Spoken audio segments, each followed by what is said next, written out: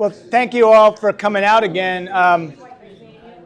See, so many of you have been coming to all of our meetings, so thank you again for participating in this process. I'm Eric Lashinsky. If you don't remember, with Planning and Zoning, I'm Chief of Comprehensive Planning for the city. We have our whole team here. Alexis Robinson is at the sign-in table. Casey Ortiz has been circulating. Sarupa, even our intern Alex is here. Julian from TV Studio, and Jeff Wentz from Public Works. So we're here to answer all your questions. This is the third meeting we've had. I want to just remind people, we have a great website about this project. We've been posting the presentations. After each meeting, we have all of our comments that came through the surveys and through the meetings are on a comment log on the website. So we've been trying to share all of that. We have information about the project. We're going to be putting upcoming meetings on the website, so please check that.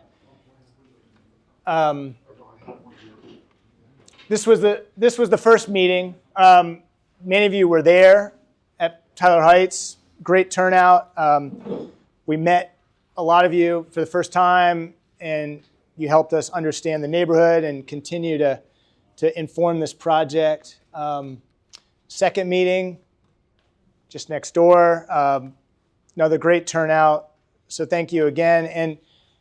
And then we had 9 individual meetings with property owners. So this is something we invited people to come in and meet with us in our office in confidence. And a lot of people don't necessarily feel comfortable speaking up in this environment. So we wanted to be available to folks. And we had 9 people come out.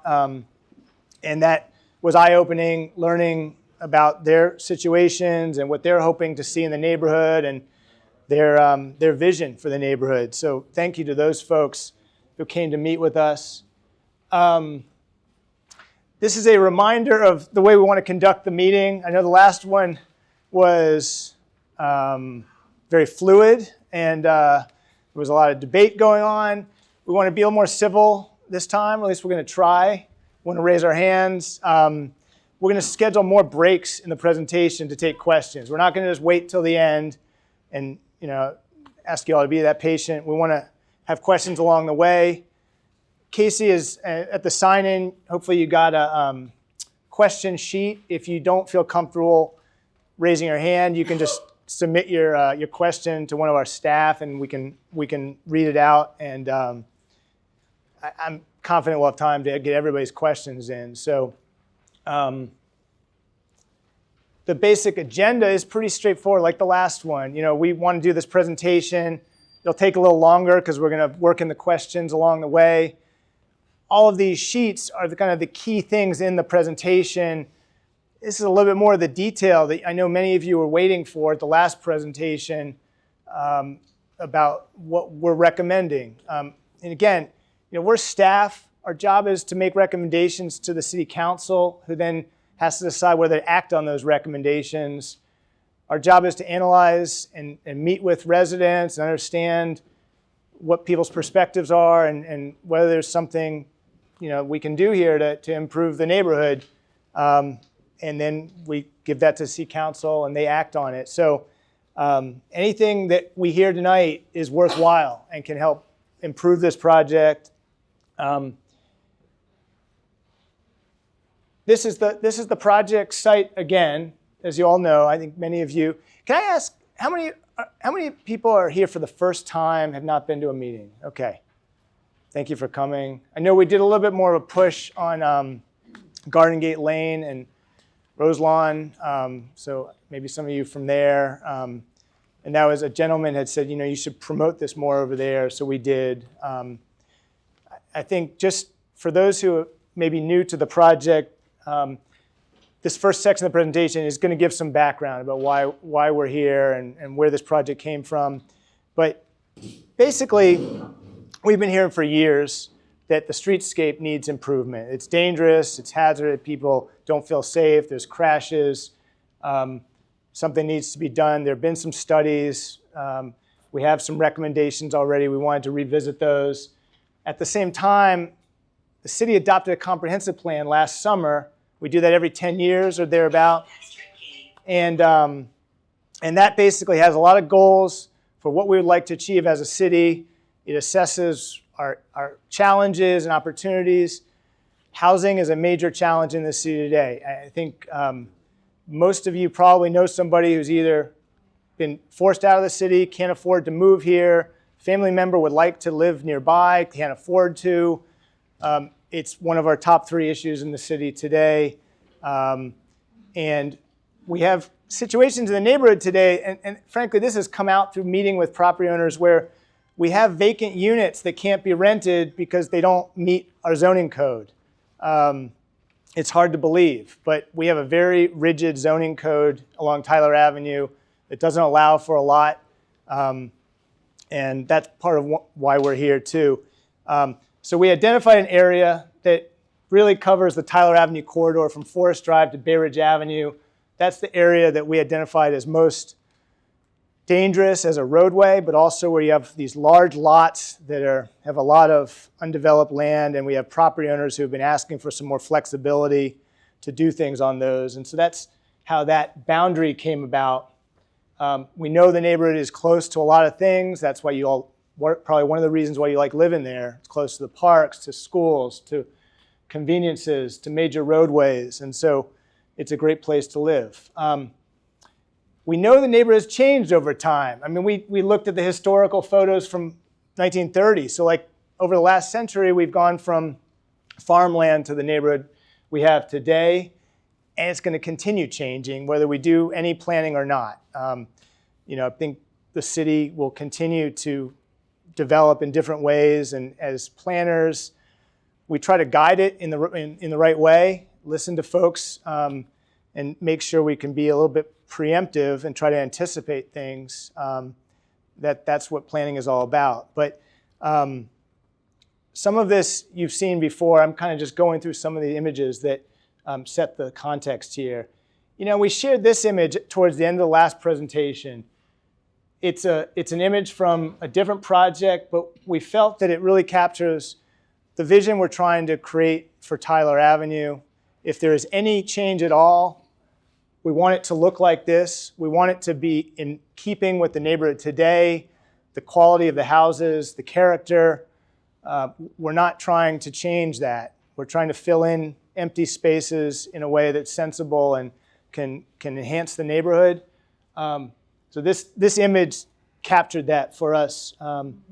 We hope it means something to you too. And we came up with a purpose statement for this project. This is, I should have said, for those who are new to the project, what we're trying to do is create an overlay zoning district for the Tyler Avenue corridor. We had a slide in an earlier presentation that talked about what an overlay zone is. This is something that it's a planning term, so I don't expect anybody to know exactly what that means, but we have a few of these in the state today. It's basically a way of controlling development in a very specific way so you can know what's going to come. You can better control over the things that are going to happen next door.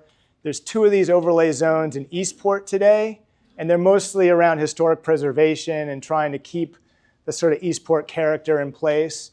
And so we felt, well, if we're going to allow for any flexibility along this corridor in terms of what happened development-wise, we need to have some standards in place that gives it some certainty so you all know that this is not, we're not trying to change things dramatically. And so we came up with a purpose statement. This is something that every zoning district has. It's on a sheet on the wall, so when we finish the presentation, you all can take a closer look. But we shared a version of this the last presentation, and it's new buildings designed to be compatible and consistent in size and character with the existing housing stock of the corridor. Its diversity of housing types in regard to size and affordability are encouraged to meet the current and future needs of the community. Its streetscape improvements, which encourage safe walking, bike, and transit use, are integral to all new construction. Its functional open space area is designed for the benefit of residents and connected to adjacent open space whenever possible. And it's the preservation and expansion of tree canopy, particularly along the streetscape. We know there just aren't that many street trees today, and it's something that would probably benefit the neighborhood. So where are we in this process? We're at workshop number 3. This is the last of the community workshops of this type. What we're going to be doing after tonight, basically later this week, is delivering recommendations to city council representatives, and they have to determine whether they want to introduce legislation related to these recommendations. If they do, it would be next week, and then there would be a series of hearings about this overlay zoning district, and that would mean at Planning Commission, hold on one second, ma'am. I'm almost done with this section, then we're going to have some question time. The Planning Commission is a citizen body that reviews all legislation related to planning. The City Council has its own committees. They would meet and discuss this legislation, most likely in July and September. And then ultimately, there would be a vote on this legislation probably in October. So one sec, sir, one sec. I'm almost done with this section. Then, well, there you go. All right, let me go to her first. She just, yeah. So what specific legislation are we talking about? What are they specifically going to introduce? So that's what I'm going to get into tonight, that the details of what that is. Essentially, it will be creating an overlay zoning district for the Tyler Avenue corridor from Forest Drive to Bay Ridge Avenue, that kind of dog leg, including those properties in that boundary. And it would address the kind of housing that can be built in the neighborhood and the kind of requirements that somebody would have if they want to do any kind of redevelopment. And that's frankly aimed at anybody who want, homeowners or people who are sitting on property today and don't live in the neighborhood. So that's and that's what we're going to get into in the next part of the presentation. Sir. So what specifically is going to happen next week? I wasn't clear because you kind of went through that quickly. Is there going to be a meeting that we can comment at or justify? Yeah, great question. So City Council meets on Monday night. That is the deadline to submit legislation before the council session. Essentially, there's an election in November, and so the City Council sets a deadline on all new zoning-related legislation next week. And so the council members have to decide whether they want to introduce legislation that would create this Tyler Avenue zoning district. It may not get introduced. It might. We've been working to... Get introduced in a meeting next Monday? Next week, yes. And so... You know what day it is? Monday night. Monday night. But so what happens... Is this a special council session? No, it's a normal meeting. And with legislation, usually when legislation gets introduced, it's very ceremonial. It's what they call introduced on first reader. That's sort of the draft legislation. The City Council votes on whether they even want to debate on it at all. And a lot of times they just do. They vote to, we'll debate on it. And then it gets sent to Planning Commission, and it gets sent to the City Council committees. Committees talk about, there's an economics committee, there's an environmental committee, there's a housing and human welfare committee, public safety, and so those committees review the legislation. They give it a review, a favorable recommendation or an unfavorable recommendation, and eventually it goes back to the full City Council for a vote. And along the way, amendments can be added by the council members that kind of change what the legislation is. They can improve on it based on what they hear at the committees. Every time these meetings happen, the public can come and testify and share their thoughts. And it's really Be able to make public comment on the Monday night meeting next week.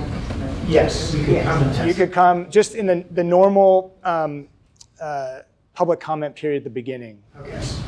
I just want to say one thing to stand up for the community as it is. You've talked about the canopy of trees and how it will improve the neighborhood. Well, the neighborhood has lost many, many of its trees from disease. I lost 2 big maples. I live on Tyler Avenue. And before I lost my maples to disease, the utilities hacked away at them regularly. So my question is, what about the wires? That situation, is that going to change? Are they going underground? What's going to happen? Because it's the same thing will continue. Yeah, you'll see when we get into talking about the recommendations, we are we are going to be requiring new trees on one side of the street. If any new development happens, the side that doesn't have the wires, we want to create a tree-lined street, and we have that space there.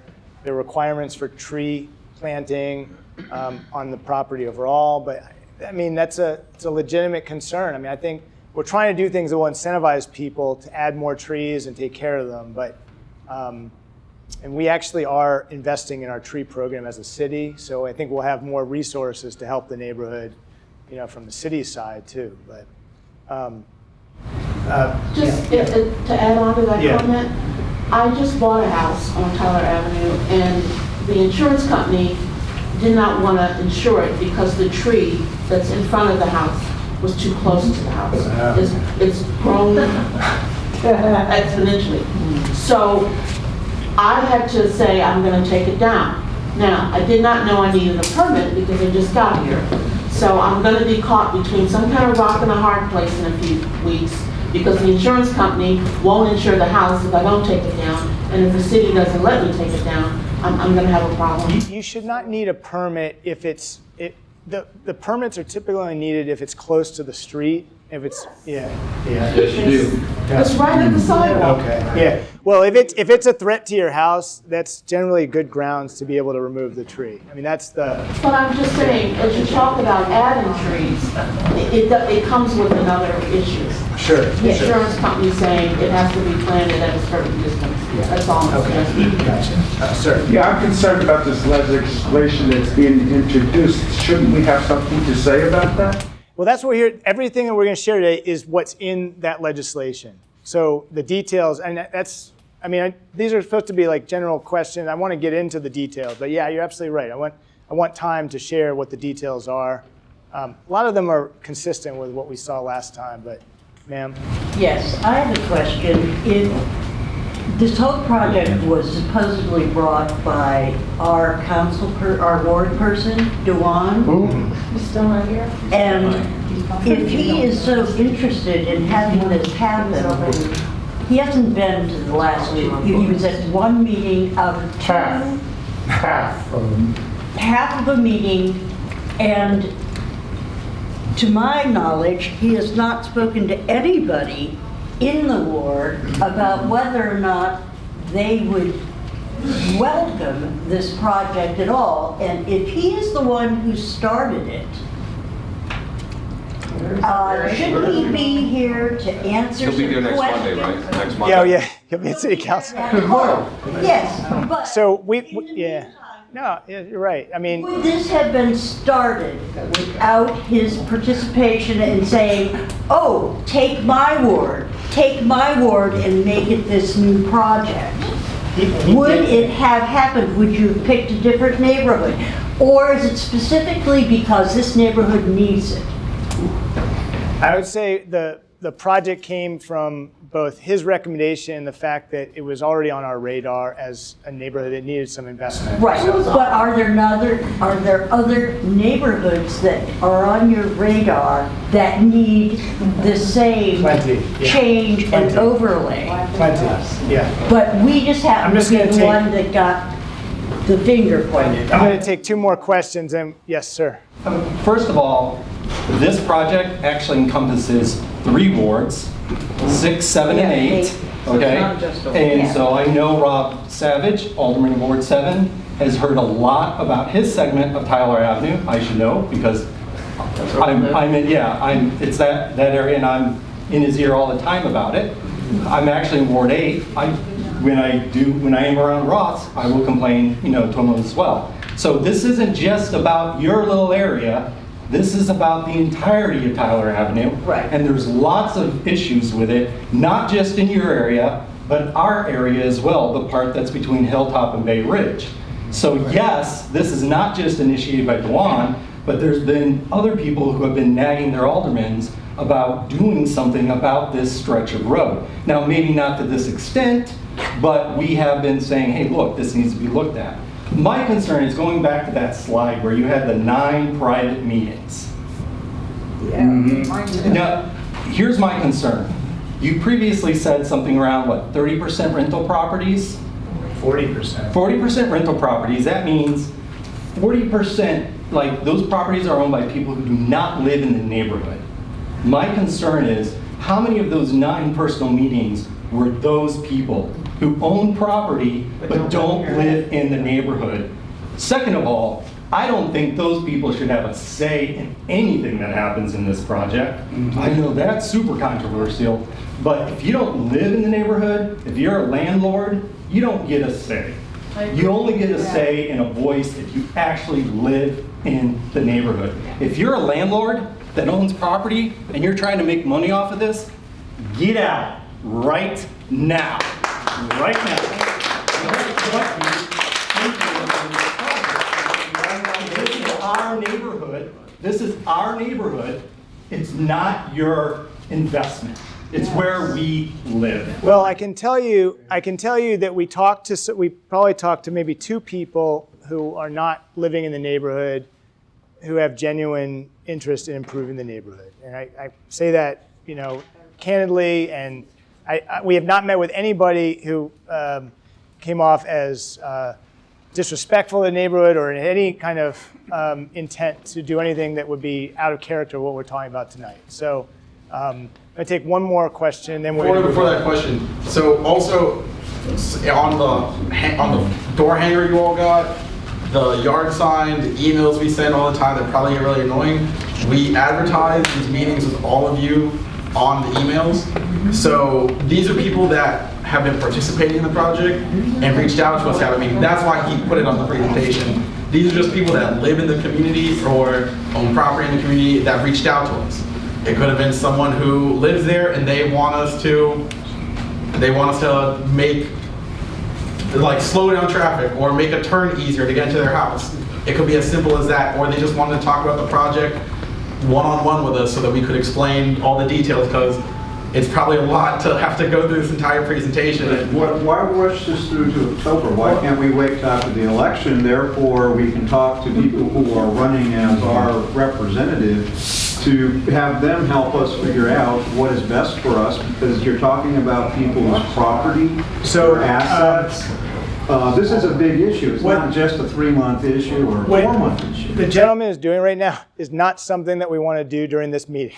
We do not want to just start talking. We're calling on people, trying to keep this civil. I'm going to call on you, but let's go to this question first. You guys That's have some pretty more easy. questions. With fiscal recommendations and improvements come tax raises. And, being retired, that's one of the biggest bills I have on an annual basis. That and the insurance that pays for my house. Exactly. I'm happy to do it, but I'm not happy to improve the neighborhood with a $2,000 a year tax Increase. I mean, it's not affordable. That alone can push people out. And I can't afford to buy anywhere else in Annapolis. Same here. I fully I've sympathize. invested my life We hear savings it. in my home here, and I bought the land.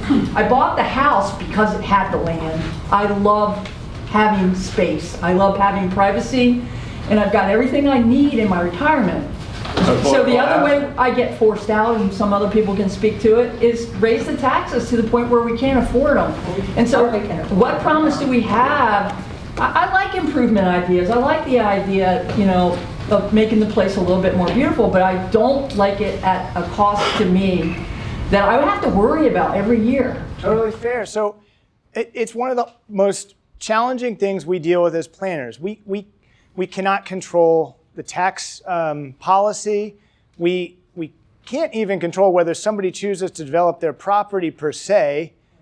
Change is going to happen whether we like it or not. And you guys on Tyler Avenue are between, you have the Parkside Preserve development on Forest Drive, which has $1 million homes. You have the Griscom Square development, which hasn't started yet, which is going to be $700,000 homes. I mean, that's at the corner of Bay Ridge Avenue and Tyler. And, that's by and large what's getting built in Annapolis today, because the zoning is extremely restrictive, and that's what people can do. They can make the most. So what we're trying to do is create a system where you can have a smaller single-family home the kind that frankly is not getting built to Annapolis today. That's what we've heard from folks. They like the small scale houses in the neighborhood, not opposed to duplexes or just low density apartments, but like we want to create those opportunities. They are not possible today. I can just tell you that. And so what is this going to do to the current value of the people, of everyone that lives there? When you say very creatively affordable housing, what is that going to do to all of the rest of us that have to our homes now? It's going to improve your values. It's going to improve your values.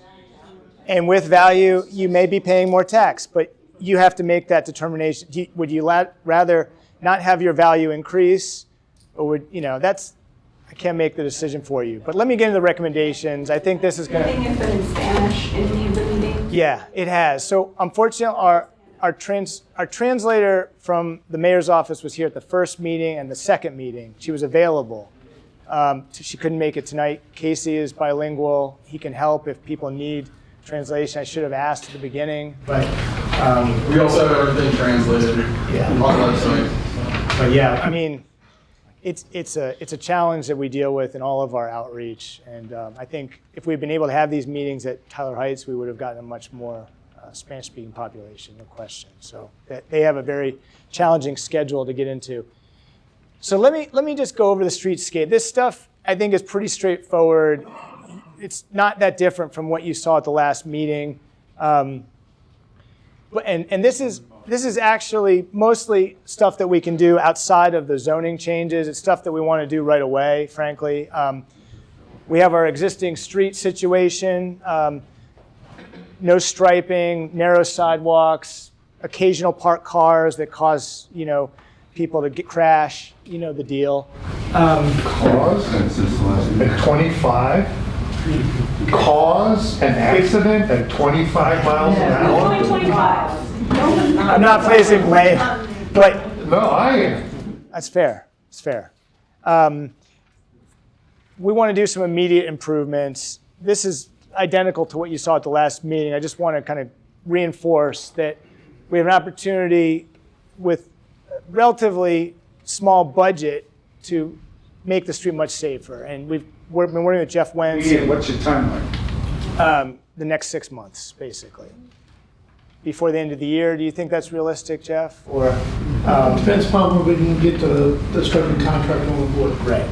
So we have paving contractors that do paving work around the city, and we want to use them to do the striping work on Tyler Avenue when they're in the area. That's basically what we try to do to make so they have the equipment nearby, and we can kind of take advantage of that. But this is the basic design. One side of parking would be removed so that we can make two 10-foot lanes with a center line down the middle, a striped parking lot on the north side of the street. And we're just talking about from Forest Drive to Hilltop, that stretch of Tyler. And there'd be a small 3-foot buffer next to the parking lane. And there's room to do that now. There is. We have about 30 feet between the curbs. We lose that one lane of parking. And it's just like, I can't tell you how nice it is to be in a crowd that doesn't mind losing one lane of parking, because that's, we don't meet with communities that are okay with that generally. I think it says how bad this situation is. At Woods Drive, where we have the school crossing, the only thing that we've added that's different from what you saw at the last meeting is what we call hardened center lines. As you approach the intersection, this is something you'll see on Hilltop that are part of the improvements there.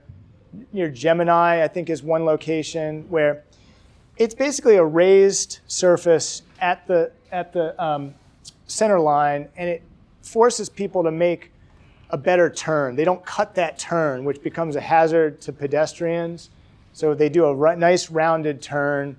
They could still drive over that hardened center line, but it helps.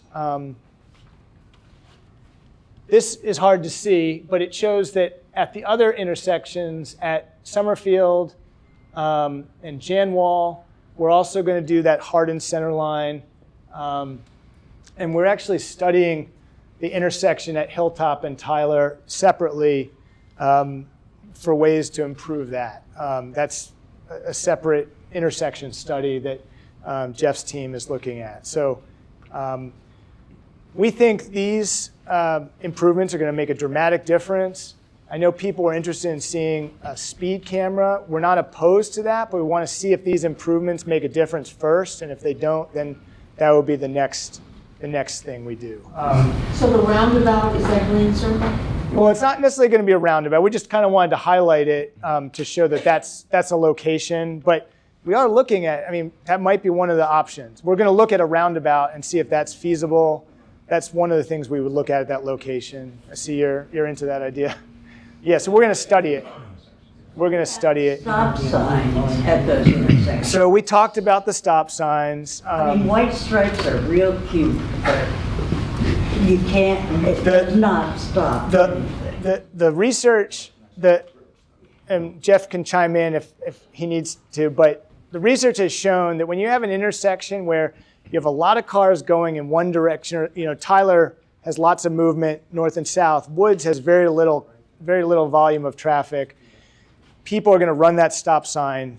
They're not going to expect to have any cars coming along Woods, and so they're just going to roll through that stop sign. You can actually see it at Van Buren and President happen. That's a four-way stop, and there's actually quite a lot of traffic there, but people roll through that all the time. So that's the reason why we're not doing the stop sign at Woods. But like all of our improvements, I mean, we look at how they work, we study it, you know, see what kind of impact they have, and then we'll update things if they're not working effectively. So did I get that right?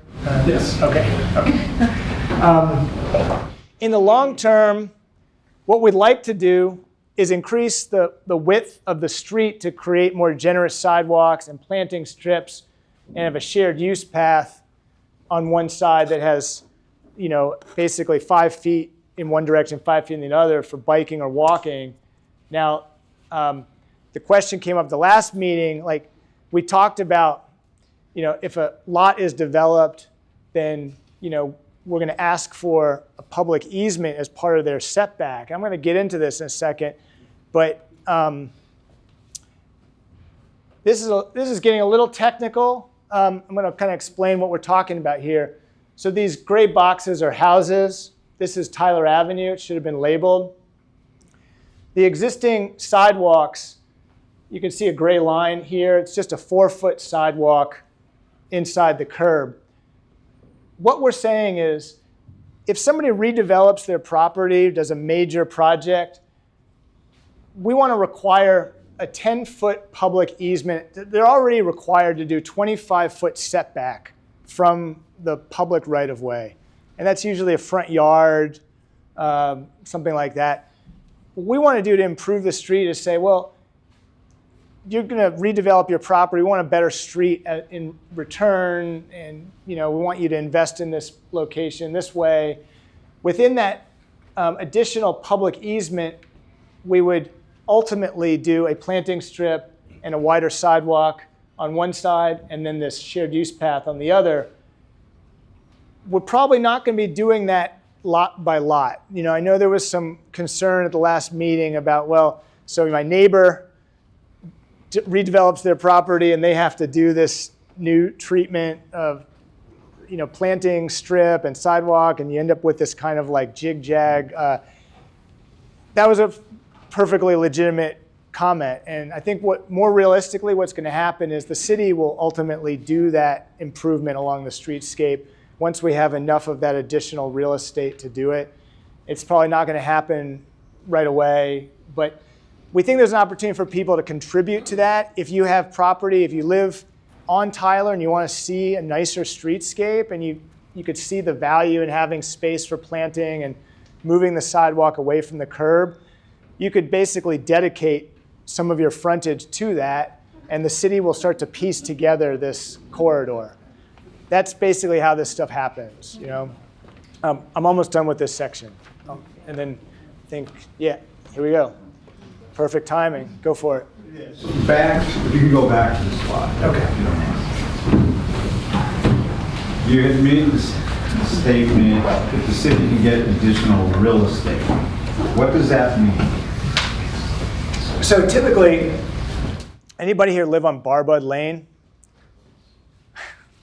There has been an effort to create a sidewalk on Barbud Lane for many years. I don't know if that came from residents asking for it, or I don't really know. Sort of, okay, for 12 years. Okay, 20 years. So that's a very narrow street. There's no sidewalks currently. The driveways go right up to the street. We had to essentially talk to every single property owner on that. Not me, our Public Works Department had to speak with every single property owner on that street and essentially negotiate donating or selling a portion of their property to build this sidewalk. And some people, were very much, not interested in doing that. Some people, I don't know all the circumstances, but it's a long, onerous process. And, building sidewalks is just not that easy. It takes a long time, and you have to have a lot of people on board. But that's essentially how this would play out. I don't foresee it happening very quickly. Yes. Thank you for answering. Sure. What about the area between Hilltop and Bay Ridge? What sort of long-term improvements are you looking for that particular area? Because I feel like this definitely applies more for the Hilltop to Forest. It does. We haven't focused as much. I think something similar could apply. This is definitely geared more towards the Hilltop to Forest because that's where we see most of the crashes. But I think that there's opportunity. Oh, I should say, let me back up for a second. What we do have a plan for that corridor flank. The Hilltop, Jeff's probably like, basically we're going to be continuing the, Hilltop is one of the few streets in the city where we have ample space to do kind of a much better, safer sidewalk, bikeway condition. Today, we have a striped bike lane. It's still pretty unsafe. Nobody feels comfortable with their kids or anything. What we're planning on doing is moving the curb out and basically putting a shared use path where the bike lane, basically using some of that shoulder space where the bike lane is, and on the north side of Hilltop, or Tyler to Hilltop, basically from Bay Ridge Avenue all the way to Forest. We've been working on a section of that from Boxwood to Forest on Hilltop. That one's probably going to be breaking ground by the fall. So you'll be able to see what that looks like. That same design is something we're looking to continue all the way to Bay Ridge Avenue. And it's essentially like a 10-foot wide, it's like this, 10-foot wide shared use path off of the street with a little buffer, and it'll be super safe. And are we gonna, parking, is that gonna take up a parking space along there as well? Don't know yet. I think we may have space for it, but I don't think we've. I think you should be able to. Yeah, there's a lot of space there. There's a lot of space. Is it better to get a ticket for rolling through a stop sign, or is it better to get a ticket for going 45 miles an hour down the street? Which way should I go? This is concerning the stop signs along Janwall and Woods. A rolling stop is better than a 45 mile an hour third gear. You want to speak up, Jeff? Yeah, I'd like to address that. The problem with that is, I'm working in this same issue in other areas of the city, is where they're demanding, we need all-way stops. But the problem with that, and the studies have been going on since the 70s. They do it all the time, all these studies. I probably got 30 that all say the same thing, is you put in these stop signs, you can expect 50% at least to roll through, 5 to 10 miles an hour. You can get up to 40% that flat out blow through it. The problem is when you're a pedestrian standing on the corner and say there's a stop sign, he's got to stop, you step out into the roadway. That's the problem that we face. That's the concerns that we have.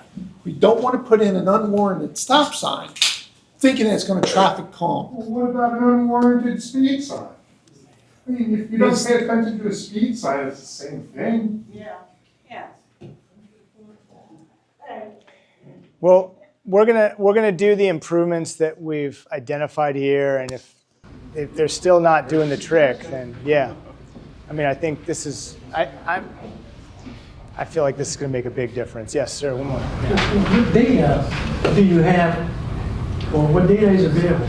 Like I live on Brashear Street. Yeah. I live in these blocks. the last 35 years. I don't remember seeing any accident on Tyler and Hilltop. I don't see very many people walking in the area, you know? Yeah. And I drive all the time. Yeah. I don't see any problems. So what are the concerns? What data do you have to show us? There, Live on? Yeah, how many accidents? there No, I'm are, not talking about Tyler. I'm talking about Hilltop live on Brashear Street. and the connection of Hilltop and Tyler. yeah, So so, that's what you're talking about. yeah, I don't see many accidents. there might not be in that Right, so particular, what are you basing all these improvements on? no, the improvements that we're talking about here are from between Hilltop and Forest on Tyler. The drag racing strip, you know, the straightaway, that's really that's where all the crashes happen. That's The little girl was hit last week, 2 weeks ago. Yeah, the bicycle death and. Yeah, that's really the location that we're talking about. So, yeah. But we do have a lot of data on that stretch, and it's definitely been looked at. All right. Let's move on to the housing stuff. So I know, you know, at the last meetings that we've had, I know some of you, you know, the attitude, totally legitimate perspective is, well, why not just do the streetscape stuff and not worry about the housing stuff? You know, do we have to do both? And we don't have to do both. But here's where we're coming from. We want to invest in your neighborhood. We want to do something really positive for the streetscape.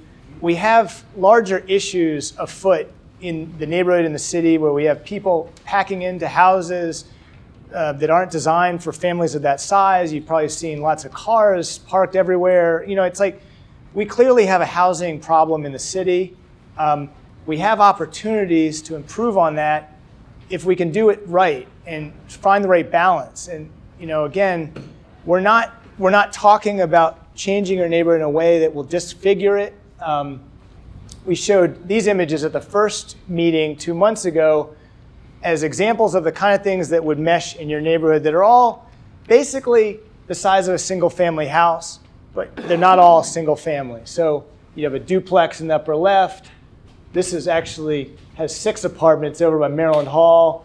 This is on your street, it's a 4-plex. This is a three family house on Bay Ridge Avenue. You have a small single family in the neighborhood. You have some small townhouses, row houses. We wanted to get a sense of whether any of these, if anybody had any aversion to these, or I mean, it seemed like they were generally well received. In the comprehensive plan that was adopted last year, this was a spread that we showed, which was trying to make the point that there are so many different interesting housing types that have made Annapolis what it is. Most of them are not allowed today. There's a long story why that is. It's just culture has changed, and we made decisions about what we wanted for a city, and now we have this housing crisis, and everything is very expensive, and this sort of sensible, small-scale housing types that you see here, most of which are not allowed today.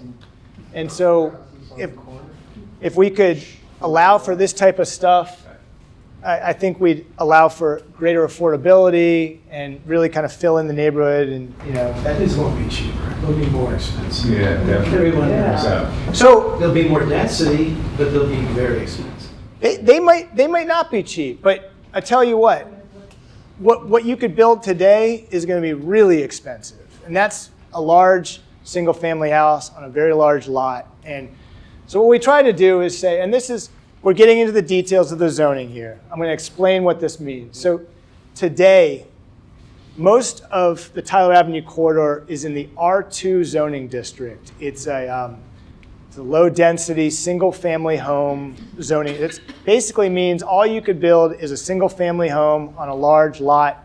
The requirement is you have to have a lot that's 5,400 square feet.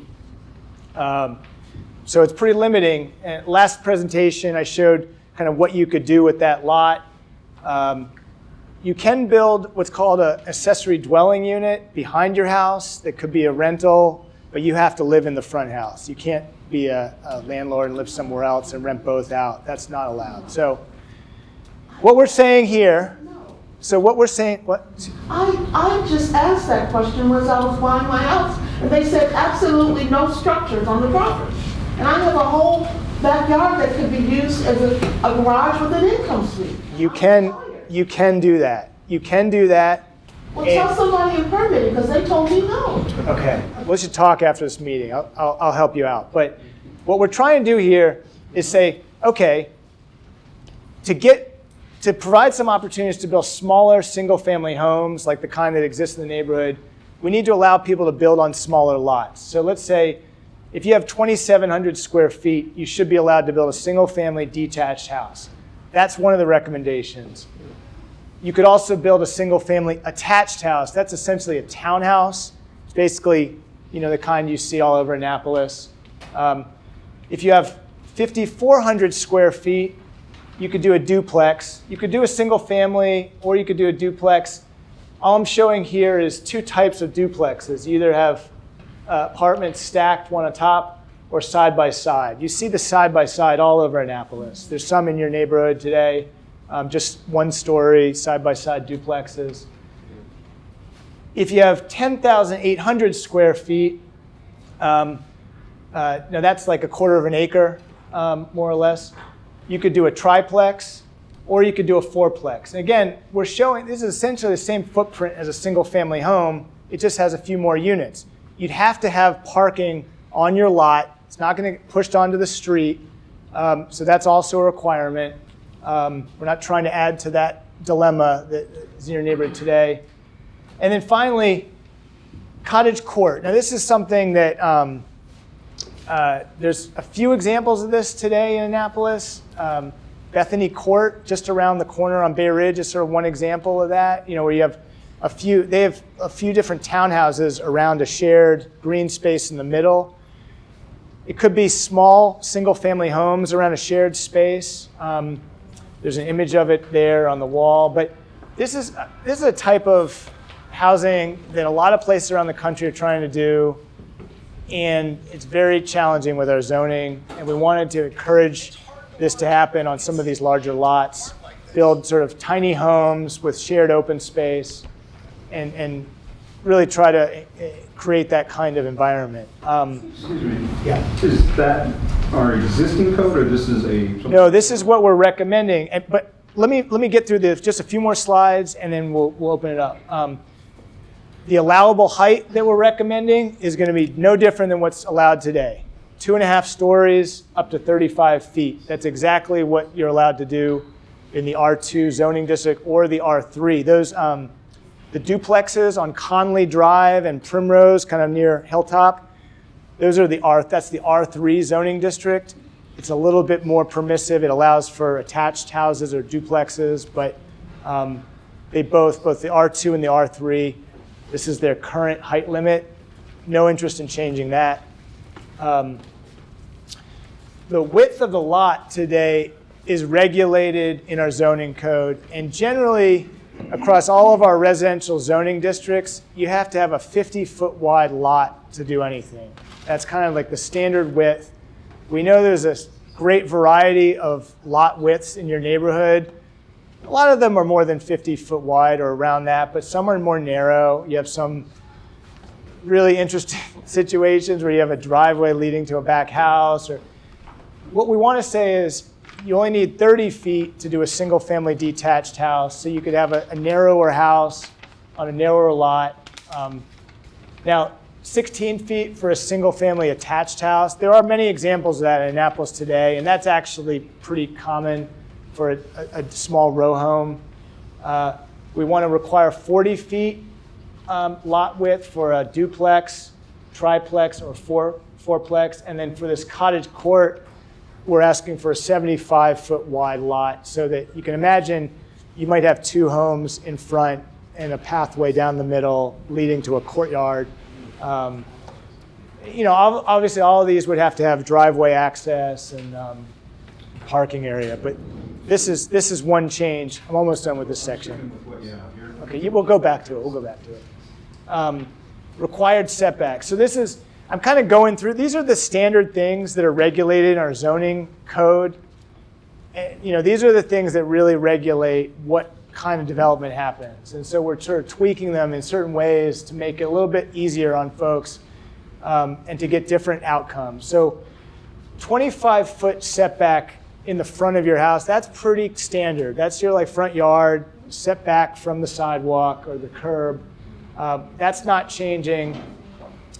In the back, it's a 30-foot setback. That's a pretty long distance. We frequently hear complaints. That's like, then you want to do something behind your house, you have to maintain that 30-foot setback, or you have to get a variance. We want to say a 15-foot setback should be sufficient. The 5-foot side setbacks, that's the space between your house and the neighbor, at minimum 5 feet. That's pretty standard, actually. 6 foot is more common. It's either 5 or 6 generally. And what you're not seeing here on a corner, what we're thinking of saying is you'd have to have 10 feet if you're on a corner, 10 feet on the secondary side of your house. But you can see what across all of these different types, what that setback would look like. Now, that's the last of the housing slides, and we have just a few more, but I'll take questions now on the housing stuff. Yes? So let's just take the financing part of the equation. You can go back to the slide. Sure. But also, if people don't want to do anything. Which slide do you want to talk about? This one here. Okay. Either one is good. Actually, the one about the square footage, maybe, or the heights? No, the next. There you go.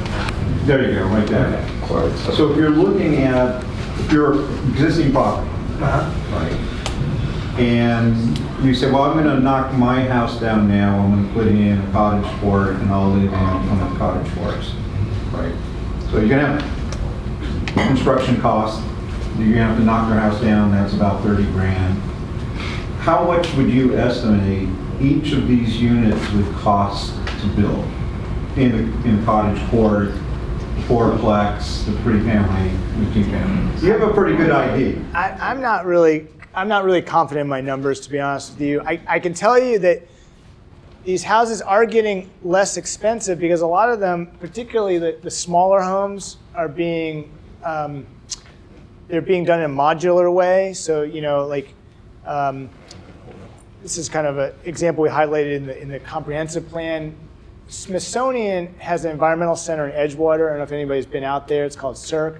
They built some cottages for visiting researchers, and they were all built in a shop somewhere else, and then they were transported to the site, and they're outstanding looking houses. So the city would allow for modular? Does it allow for modular now? We allow for some manufactured homes in some places. That's actually a great point. I mean, I think we need to look at it. We have standards for that. It's not, we don't allow them everywhere, and I think it's probably an area of our code we need to probably update. Would you say 360 to 400,000 would be a good number to look at? Because now also you got to put in a stormwater system, and if you've got 4 units, that's going to be a lot bigger, and sort of be hard to put a parking lot in there. If you're looking at numbers, you're looking at over $1 million, and I don't know if a lot of us have $1 million to do that.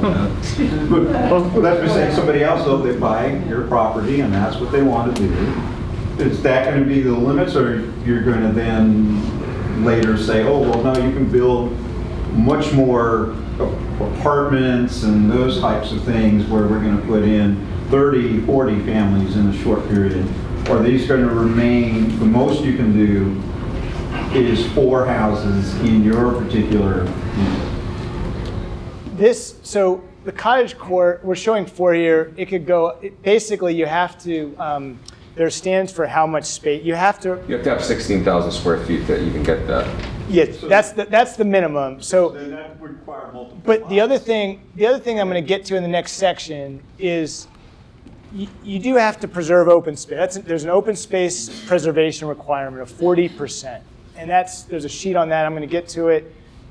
That's one of the things we wanted to do to basically ensure that you're not going to overdevelop these places. And there's no intent on our team to go beyond what we're showing you today. These are carefully calibrated to not be dramatic changes in the neighborhood. The cottage court in the 4 family, that would require lots side by side. You couldn't do a cottage court on an existing lot. You could, it's going to be a matter of balancing how much space you have. How can you're going to have a driveway access.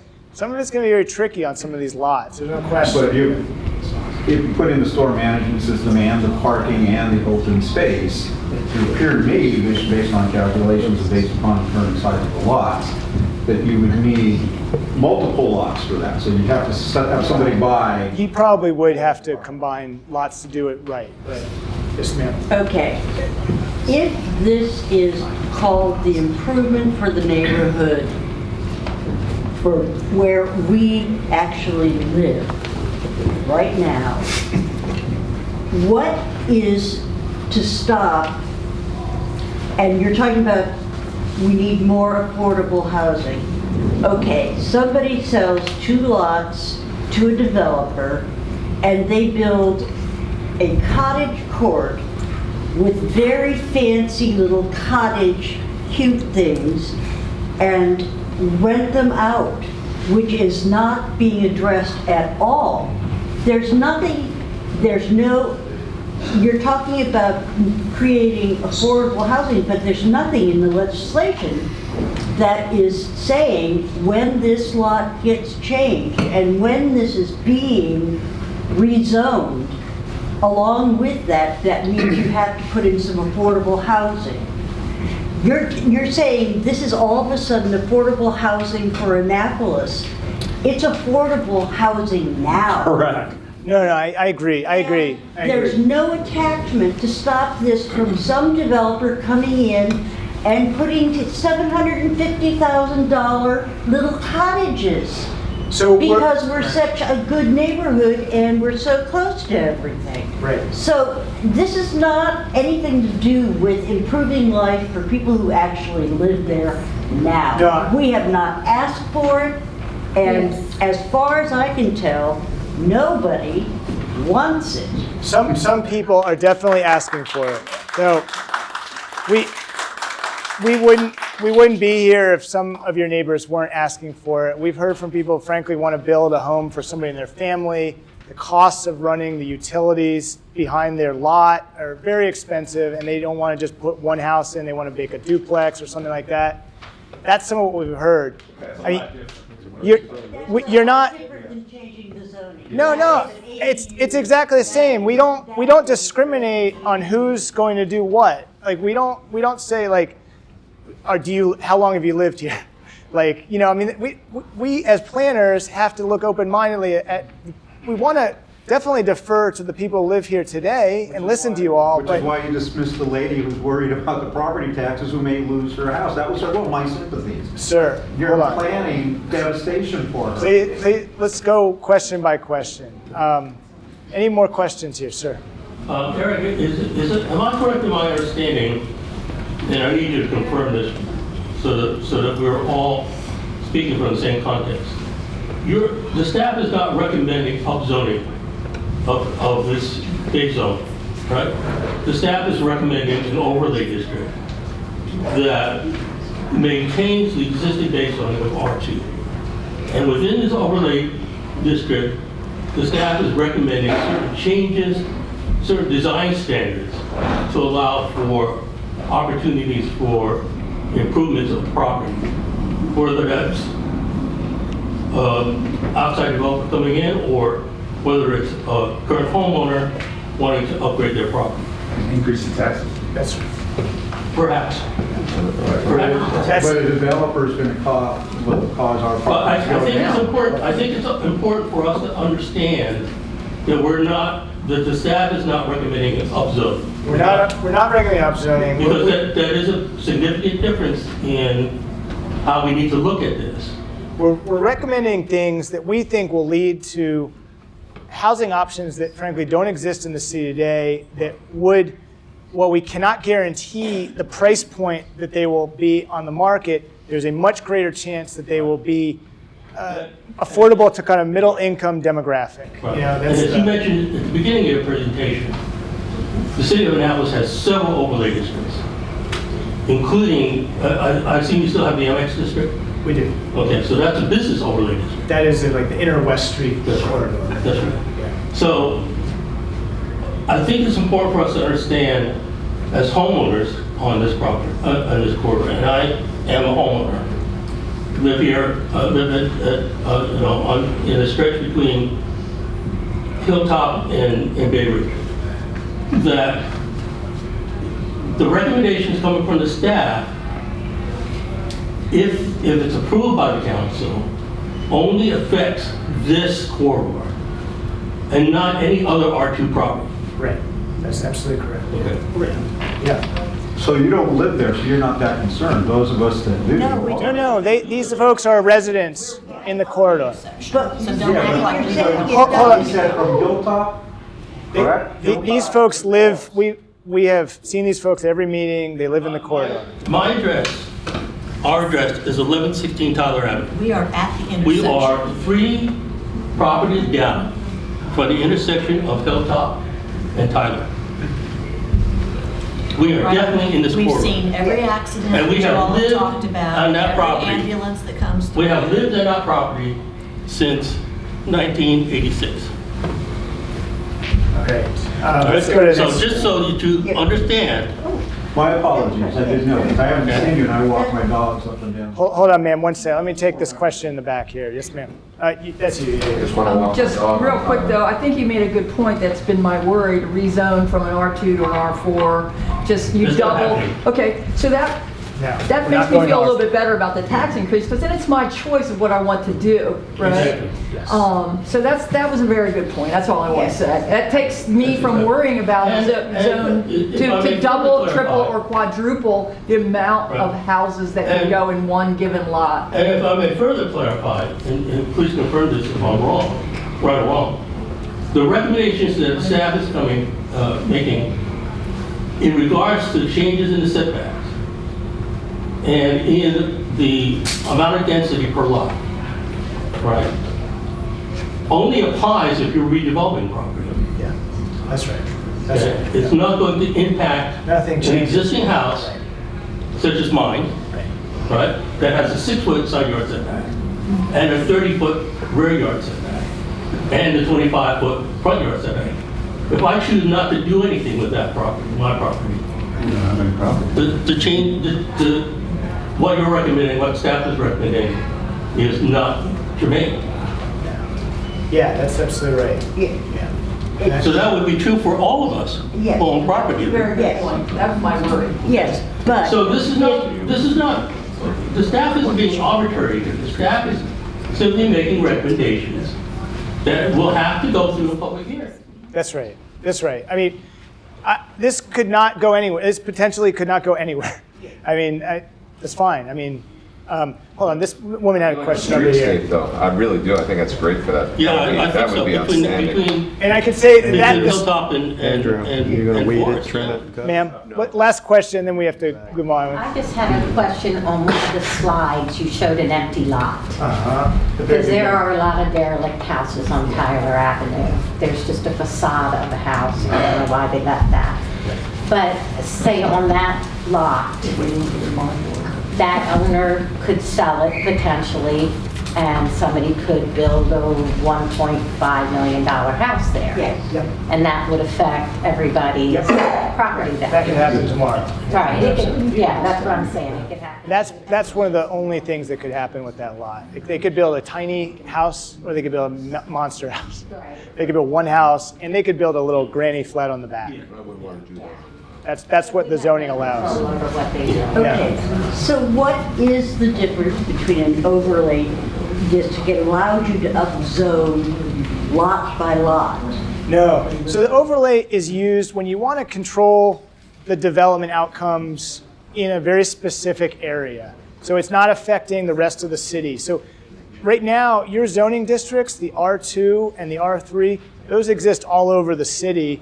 So if we change the requirements in the R2 zone, those are going to impact like other parts of the city, which is a challenging thing. What we're trying to do here is do something that's very tailored to Tyler Avenue. We want to do something that is right for Tyler Avenue. Is again, like very carefully calibrated based on what we're hearing, the concerns you have.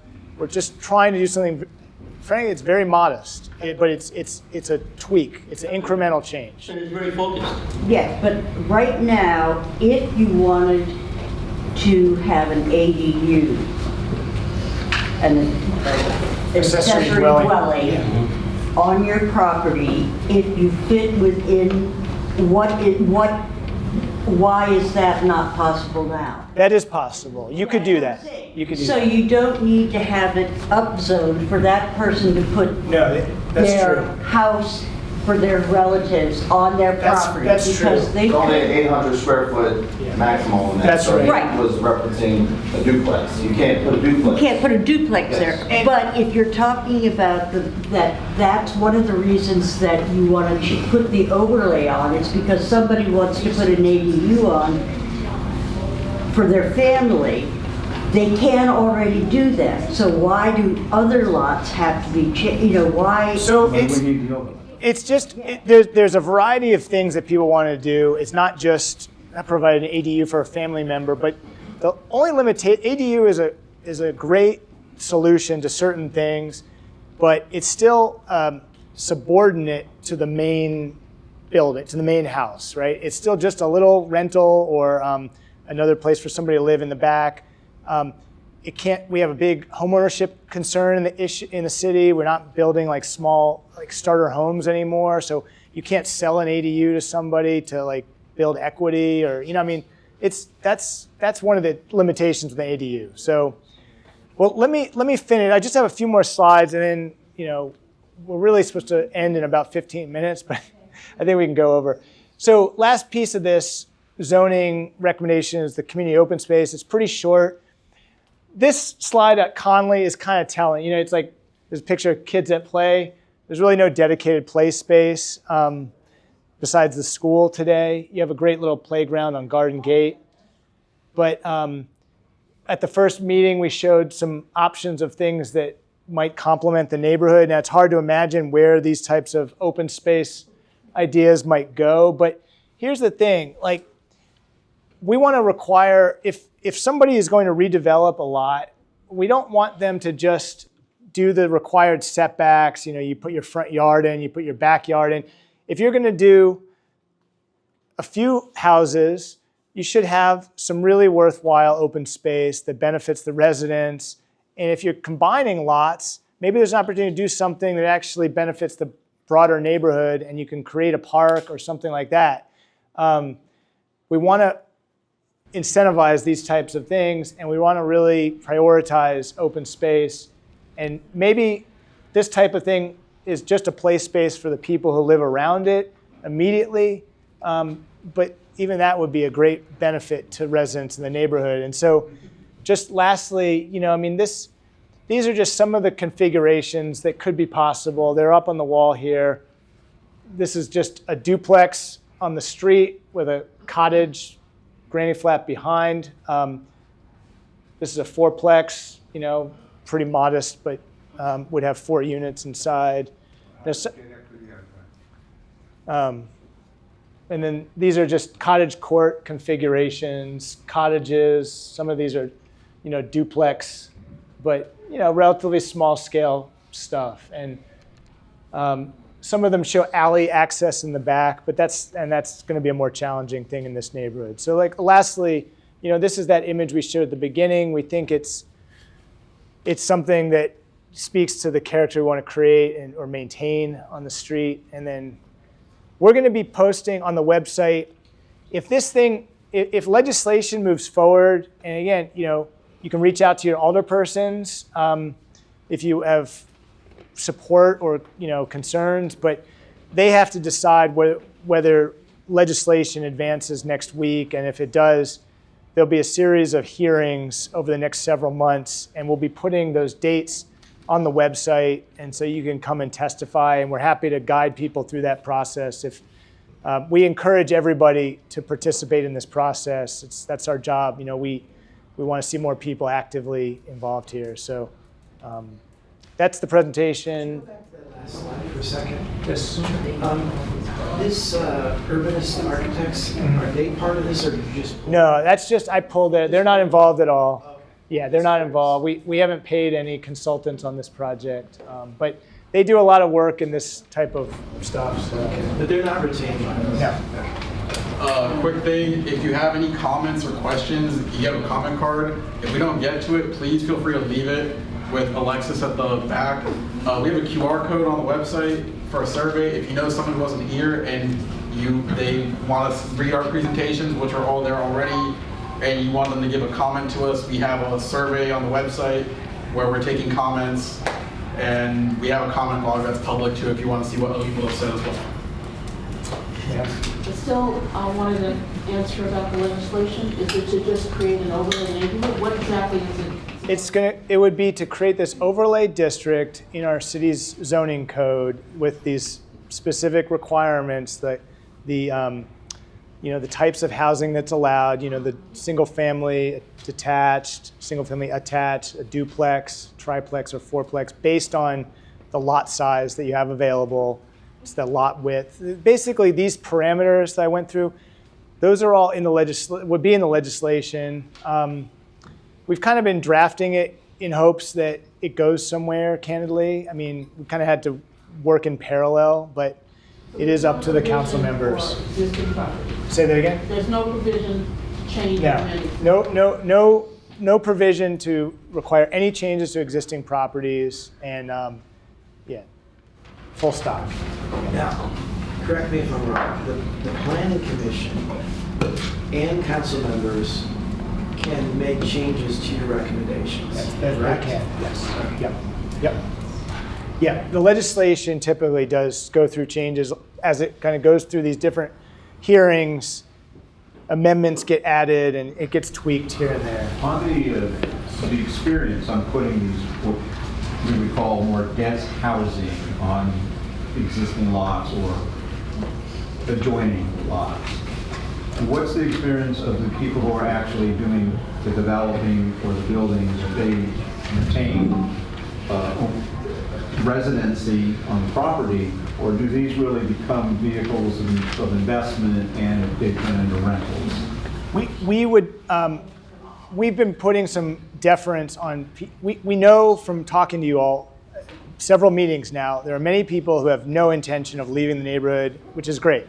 And you found a place that you like, you want to invest in it, and I would say our recommendations here are geared more towards people who own their property, who live in the neighborhood, who are not developers, and frankly, we have a zoning code that's very confusing, and we tried to simplify things. That was a really an emphasis here, so that you don't have to hire a land use attorney to do things with your property. Or you don't need some special exception, which is another onerous process that's typically required. Potentially, though, it looks like, I'm just asking the experience that you have seen in these types of things. You get now more renters, or do some of these duplexes and smaller homes actually become for sale? There's really no pattern, honestly. I think this is geared towards homeowners. I would say this is geared more towards home ownership opportunities, but it's hard to know. One more question. When you present this legislation and for the overlay, can the committees and the council change the conditions of the overlay? Yes. So what you recommend, once this legislation is started, what you recommend and what we have seen here could all be absolutely nullified, and the city, once it gets the overlay district, could zone our neighborhood however they would like. No, there actually are rules for how far they can change the legislation. They can't really depart from the core intent. So typically with legislation, there's a series of statements at the beginning that kind of set out what you're trying to do with that legislation, like what are the goals. And if it gets to a point where there's like so many amendments that it's like you can't even recognize the original legislation, that's not allowed. That's not legal. Except that legislation was passed that the planning commission to rezone the 2 lots up in the Seafood Market in Goodyear was the planning commission, or the planning and zoning said, don't do it. The neighborhood has not changed. There is no reason to rezone those commercial. And the council voted against their recommendation. So you guys can have the best intent, and the council's pressures from the outside, because it is an election year once again, could change this legislation from everything that we have heard in this project to whatever they I don't want. There's a lot. Yeah. You say- There's a lot of hypothetics here, but like. I've lived through it, so I know it's Okay. not hypothetical. Okay. I've lived through it twice on this street. I'm just saying. With what they have told us. Okay. And what actually happens. I don't mean to be disrespectful, but from my experience, again, they cannot change the legislation to be something completely different than what is originally proposed. And there's a lot of, I can tell you from talking to council members, it's in an election year in this town. There's a lot of concern over the way development is going and what, people have lots of concerns about change and so forth. I would wager that this legislation is not going to depart from what you're hearing tonight. It's just very modest, incremental change that. But again, if you talk to your council members and you say, this is the worst thing for our neighborhood, whatever, they might listen. But it's we've just tried to do something I think was going to add value to your neighborhood and based on what we've heard from you all, and that's basically it.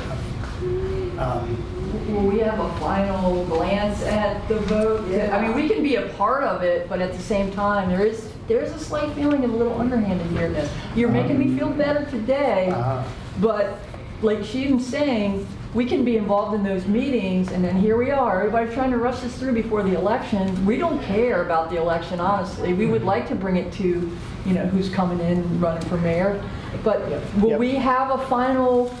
Well, we need to see the whole story before it's actually voted in. Yeah.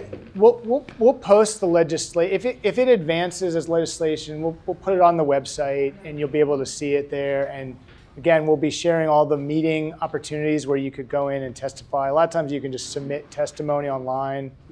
And can you have your web developers make like a big banner, because it is hard to find information on this project on the city website. We have all your emails now, and so